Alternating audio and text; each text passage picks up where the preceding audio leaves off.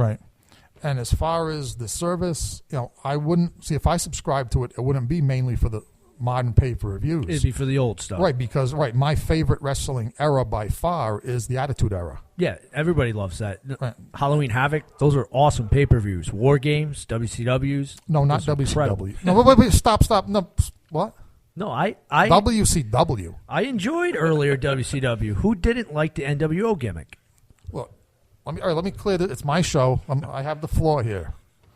Let me state this unequivocally to you. Since Tony Jones brought the stock market onto the Haunted Cabaret and raised the caliber of the show for a second, I said the word guidance on the Haunted Cabaret. You did. And so I will use the word unequivocally. Okay. Let me just state this unequivocally. WCW wrestling sucked from the moment it went on the air to the moment it went off the air. It began with garbage called the Dungeon of Doom, and it ended with the most lame Sting Ric Flair match ever. You didn't like Kevin Sullivan? The living legend, Larry Zbyszko? Or the original Giant Big Show? Now, having said that, something can suck like a vacuum cleaner, and still, how long was it on the air? 3 years, 5 years? WCW was on there for a while. Yeah. Now, in that time, I'm not saying that there weren't moments. It's kind of like wading into a big pile of dinosaur turds. It's like going to a buffet. Yeah, a Chinese buffet. Yeah. And most of it's not good, but every now and then you find an edible. Yeah, an edible item, an edible nugget. Or, like I say, I was using my metaphor of a dinosaur turd with a couple of diamonds, embedded in that turd. The diamonds would be the NWO. Yep.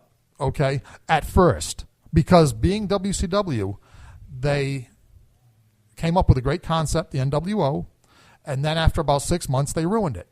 And they made it suck even worse than the rest of the program. I disagree with that one. The only time it sucked is when they turned it into the red and black NWO versus white and black. That's when it sucked. Yes. And everybody was in the NWO, and then we'll see. And now, if you thank you. Yeah. That was when they ruined that angle right there.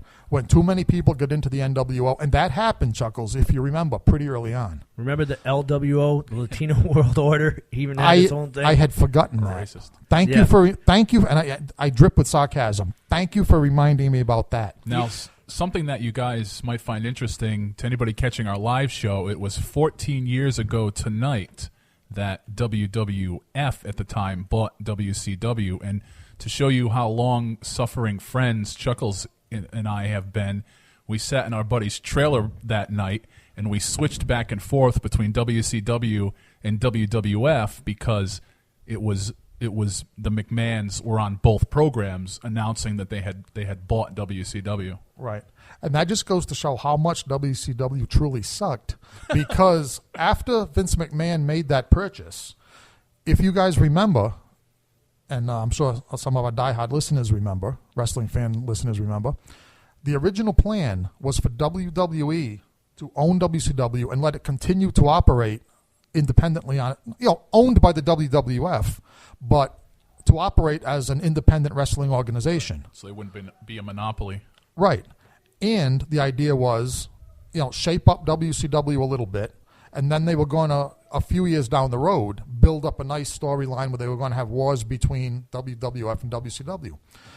Vince and his son quickly figured out that WCW was terminal. There wasn't enough talent in WCW to operate this, to let this storyline go forward. Yeah, because all the guys... Because the WCW consisted of Buff Bagwell at that time. And an NWO with 40,000 scrub wrestlers in it. And Virgil. Yeah, well, you got to figure, by the time it was sinking, half the stars had jumped into WWE anyways. When you have your world champion abandoning ship and showing up on WWF, there's an issue. Yes, I don't blame that man one bit. They jumped ship out of nowhere. I mean, it was bad enough Medusa threw the title in the trash, but your champion just, lo and behold, says, I'm done and I'm out of here. By the time the NWO was done, half of those characters had returned back. I'll tell you, if I had been a wrestler in WCW, I would have jumped airplane on that organization. Never mind ship. I would have jumped out of an airplane to get out of there. I mean, let's just listen to Ric Flair sometime. Detail exactly how off that organization was. By the way, was Ric Flair the champion that jumped ship? No. Was that? No. Who was the champion that jumped ship, Mr. Jones? You remember? No. I think it was Chris Benoit, wasn't it? Coming in with Dean Malenko and Eddie Guerrero.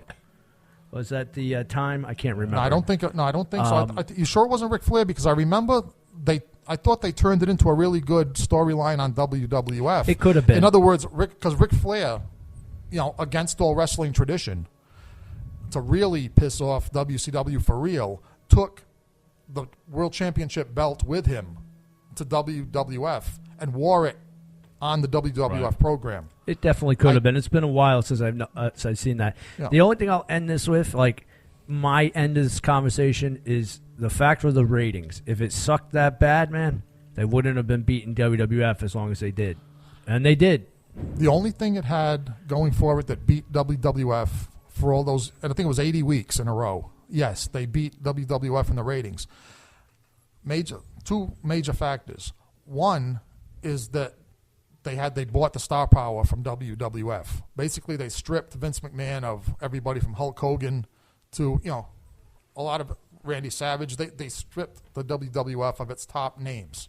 That's number one. Which, by the way, was part of kind of a billionaires, I think just millionaires at that point, feud between Ted Turner and Mr. McMahon.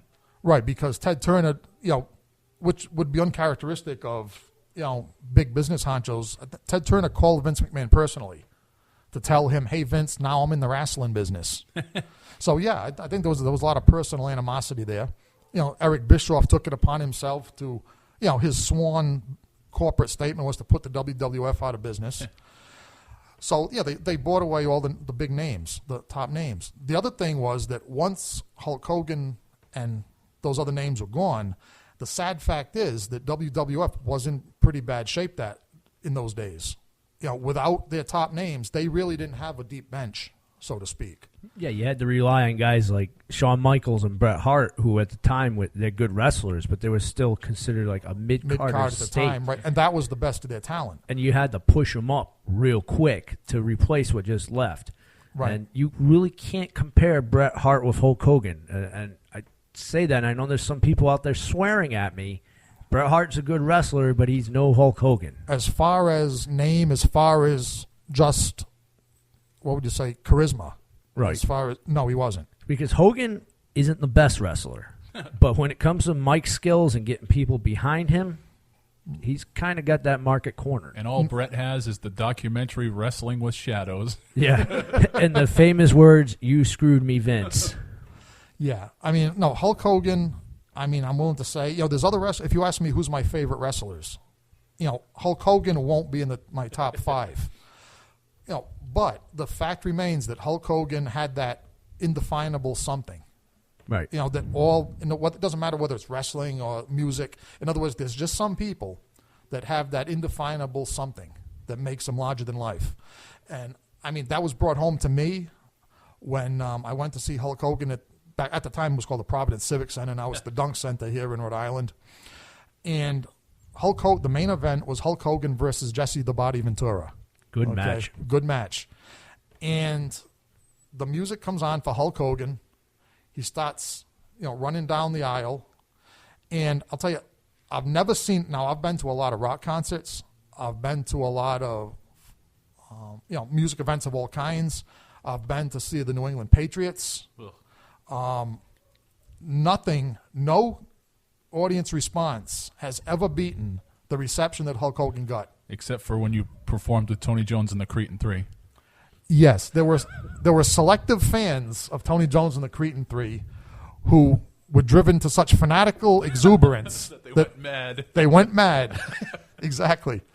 But in all seriousness, yeah, that night, Hulk Hogan, when was the last time you saw security guards in the Dunk Center jumping up and down out of their roles?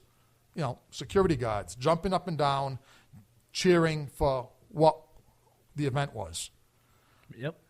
Never happened before and may never happen again. And if you ever get the chance to meet Hulk Hogan, which I have. I'm going to brag on that one. I have very few things to brag at. Give me that. That's a good one, though. He's awesome.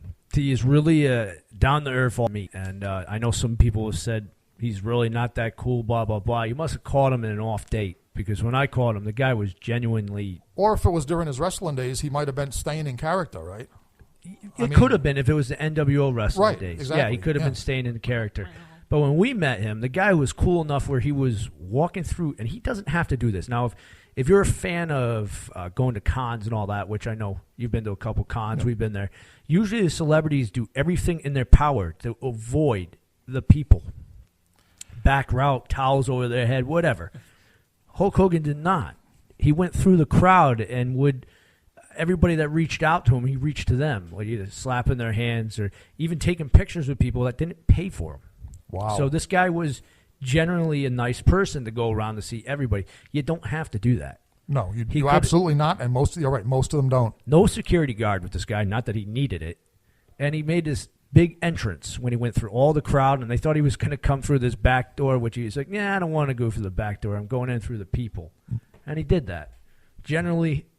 amazing guy to meet and worth every dime, if you ask me. All right. Right now, let's listen to some amazing music before we go back to our conversation about all things wrestling. Let's go with Basilosaurus from Bedroom Rehab Corporation here on the Haunted Cabaret, Rhode Island Free Radio.